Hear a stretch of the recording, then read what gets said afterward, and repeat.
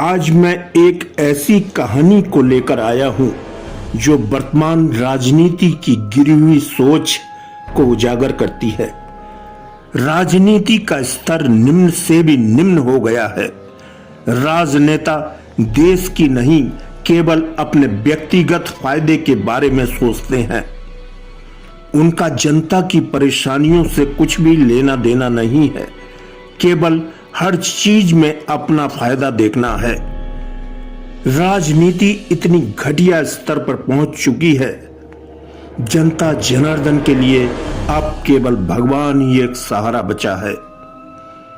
राजनीति में अब राष्ट्र संकट का भय दिखाकर नेता जो मालामाल हो ही रहे हैं, उनके चमचे भी मालामाल हो रहे हैं।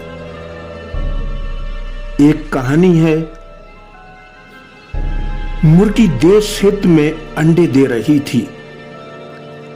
मालिक बेचकर निरंतर मुनाफा कमा रहा था, परंतु उसका पेट इतने से भी नहीं भर रहा था। एक दिन मालिक ने मुर्गी से कहा, मुर्गी रानी, आज राष्ट्र को तुम्हारे और अंडों की जरूरत है। यदि तुम चाहती हो तुम्हारा घर अच्छा हो जाए तो जम के अंडे देना शुरू करो। हम तुम्हारा भरपूर विकास करेंगे, तुम्हें खाने पीने की हर चीज मुहैया कराएंगे, तुम्हारा घर भी सुंदर हो जाएगा।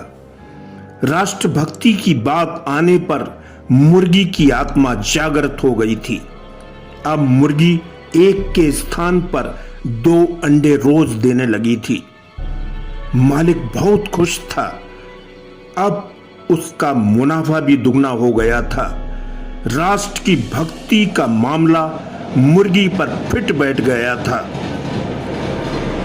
मालिक मुर्गी के अंडे बेचने से अरबपति बनता चला जा रहा था, परंतु मुर्गी के अच्छे घर बनवाने के विषय में तनिक भी नहीं सोच रहा था। बरसात के मौसम में मुर्गी का घर बद से बदतर हो गया था। अब मुर्गी को अपनी पीड़ा बताने के अलावा कोई भी चारा नहीं बचा था। मुर्गी की पीड़ा सुन मालिक मन ही मन खिसिया गया था।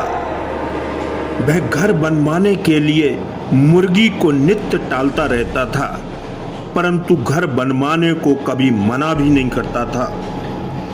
जाते जाते वह मुर्गी से जरूर यह कह जाता था कि मुर्गी रानी, राष्ट्र संकट में है, राष्ट्र धर्म का पालन करती रहो, राष्ट्र से बढ़कर कुछ भी नहीं है। धीरे धीरे मुर्गी का दाना भी कम होता चला जा रहा था, जिससे वह कमजोर होती जा रही थी। उसने कमजोरी के कारण अंडे भी देना बंद कर दिया था।